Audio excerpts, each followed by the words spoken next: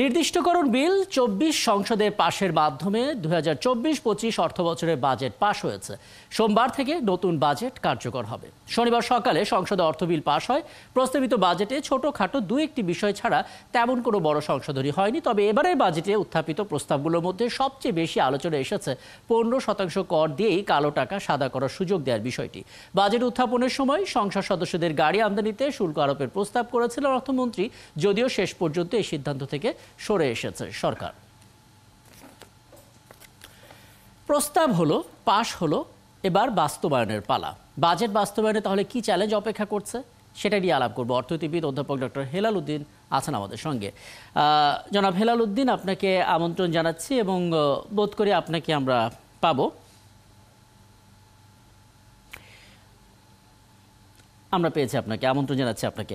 দেখুন, একটি দেশে আমরা জানি রাজস্ব আদায়টা হচ্ছে প্রধান আয়ের উৎস এবং সে কারণে একটা বড় আকারের রাজস্ব লক্ষ্যমাত্রাও থাকে। আমরা দেখতে পাচ্ছি প্রতি বছর সেই রাজস্ব আয়ের পরিমাণ বাড়ানোর জন্য বিভিন্ন পণ্যের দাম বাড়ছে, নতুন নতুন বিভিন্ন খাতে নানান দিক থেকে শুল্ক আসলে আরোপ করা হচ্ছে। কিন্তু আমাদের সংসদ সদস্য যারা আছেন তারা একেবারে বিনা শুল্কে গাড়ি আনতে পারছেন। মানে আপনার মনে হয় কিনা এটা বৈষম্য, এবং ঠিক কোন বিবেচনায় আসলে এই সুযোগগুলো তারা পেয়ে থাকেন সেটা যদি আপনি আমাদেরকে একটু ধারণা দিতেন। ধন্যবাদ। আপনি আমাকে প্রশ্ন করেছেন আমার মনে হয় কিনা, এটা তো মনে করার বিষয় না। জি, বৈষম্য।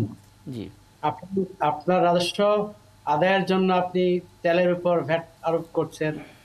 হ্যাঁ, তেল চিনির মতো যেগুলো আপনার একেবারে নিত্য পণ্য, সেগুলো তো আপনাকে ভ্যাট আরোপ করতে হচ্ছে। আর সেখানে আপনার এখন অর্থনীতি যে চাপের মুখে আছে, আমরা ডলার স্পেন্ড করতে যাচ্ছি না এবং আমদানি কম করে ডলারের রিজার্ভ ধরে রাখতে যাচ্ছি, এবং সেখানে বিলাস দ্রব্যের ক্ষেত্রে আপনার যে আমদানি, সেটাকে অনেক শক্তভাবে আপনার নিয়ন্ত্রণ করা কথা। সেই জায়গায় আপনার এই যে বিলাসবহুল যে গাড়িগুলো সাধারণত এমপিরা নিয়ে আসেন, সেক্ষেত্রে আপনার যদি কোনো কর না দেওয়া লাগে, এটা তো সাংঘাতিক বৈষম্য। এবং কোনো একটা দেশের কর কাঠামোকে যদি আমরা ন্যায়সঙ্গত বলতে হয়, যেটাকে আমরা বলি ইকুইটেবল ট্যাক্স স্ট্রাকচার, তাহলে যাদের সামর্থ্য বেশি তারা ট্যাক্স বেশি প্রদান করবে।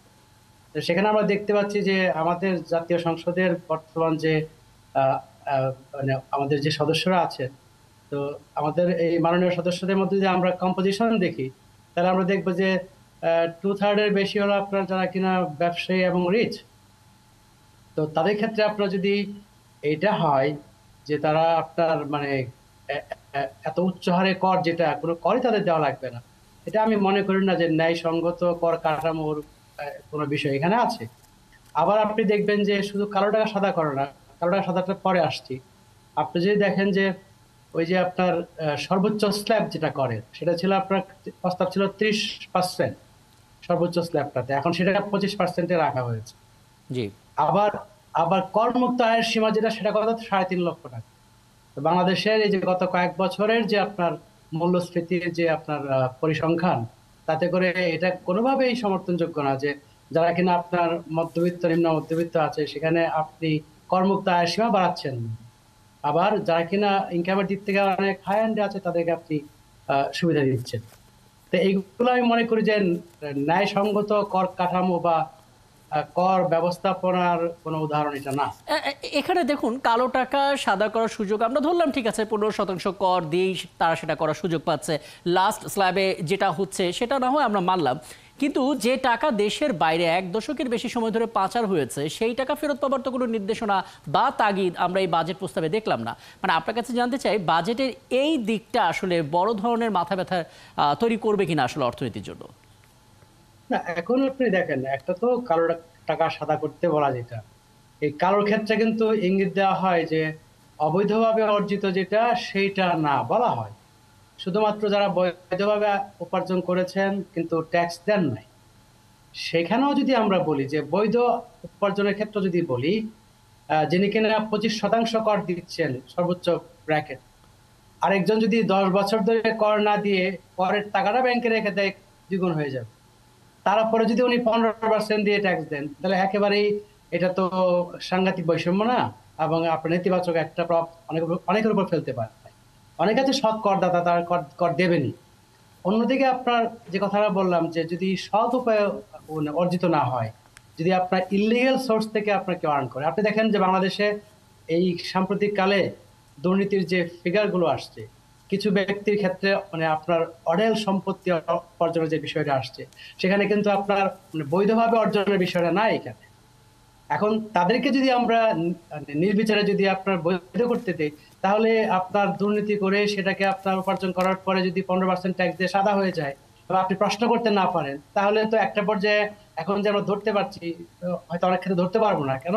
বলো যে আমি তো ট্যাক্স দিয়েছি, দিয়ে আমি সাদা করে ফেলেছি। একদম তাহলে আমি মনে করি একদম যে আমরা আমরা কর কাটার মানে একটা হ্যাঁ, জনাব ডক্টর হেলাউদ্দি, আপনি খুব চমৎকার করে বলছেন। আমাদের হাতে সময় আর 1 মিনিট আছে। 1 মিনিটের মধ্যে কেবল আপনার কাছে জানতে চাইবো, প্রস্তাব হলো পাশ হলো, এখন বাস্তবায়নের পালা। বাস্তবায়নের ক্ষেত্রে কি চ্যালেঞ্জের মুখোমুখি হতে হবে সবচেয়ে বেশি? না, একটা তো আপনার আপনার যে পলিসিগুলো নিয়েছি সেগুলো যদি আপনার আহ, এখানে যদি আপনার গ্যাপ থাকে, যেমন আপনি এইভাবে খেয়াল করেন, এখানে বলা আছে যে যাদের মাল্টিপল গাড়ি আছে, অনেকগুলো গাড়ি আছে, একাধিক গাড়ি আছে, তাদেরকে আপনার সারচার্জ দিতে হবে, অতিরিক্ত কর দিতে হবে। কিন্তু যদি কোম্পানির যদি আপনার অতিরিক্ত গাড়ি থাকে তাহলে দেওয়া লাগে। এখন যদি আপনার তারা মনে করে যে ঠিক আছে কোম্পানিতে 2টা গাড়ি বাড়িয়ে, হ্যাঁ, আমার ফ্যামিলিতে আমি দিয়ে রাখবো, কোম্পানির উপর যে সবকিছু যাবে ট্যাক্স দেওয়া লাগবে না, আমি নিজে গাড়ি কম হোল্ড করলাম। তো অনেক ক্ষেত্রে কিন্তু এমন হয় যে যে পলিসিটা আপনি নিয়েছেন সেই পলিসিটা হয়তো আপনার কার্যকরভাবে আপনার মানে আমাদের সুবিধা দিচ্ছে না। কেন? কারণ কিছু গ্যাপ এর মধ্যে থেকে যাচ্ছে। তো এখন আমি এখানেও আমি বলি যে আমাদের বাজেটের ক্ষেত্রে যেটা হয় যে প্রতি বছরে আমরা দেখি যে আমাদের চ্যালেঞ্জ যেটা থাকে, আমরা আয় যেটা ধার্য করা হয় সেটা আমরা করতে পারি না। বিদেশ থেকে অর্থ যে ছাড়ের একটা প্রতিশ্রুতি থাকে সেটা আমরা আনতে পারি না। একইভাবে ব্যয়ের ক্ষেত্রেও আমরা দেখেছি যে আমরা পুরোটা করতে পারি না, অনেকটাই আমরা ব্যয় করতে পারি না। এবং আপনার বছরের শেষ দিকটায় তাড়াহুড়া করে আমরা, হ্যাঁ, আমরা গুণগত মান খুব নিচে থাকে। তো এইগুলো কিন্তু আমাদের কাঠামোর মধ্যে সমস্যা যেটা আছে, আমাদের কর কাঠামোর মধ্যে বা আমার মানে আমাদের যে রাজস্ব নীতির যে সমস্যা জি সেটা আছে। জি এবং মূলত আমরা যে ভৌত অবকাঠামোর জন্য যে আমরা স্পেন্ডিং গুলো করি করের টাকা দিয়ে, সেখানে যে আপনার অপচয় হয় এটা তো আপনার সর্বজনবিদিত। সেখানে আমরা তেমন কোনো চেঞ্জ আমরা রাতারাতি করতে পারবো না, এবং দেখিও না এমন কোনো চেঞ্জ আসছে।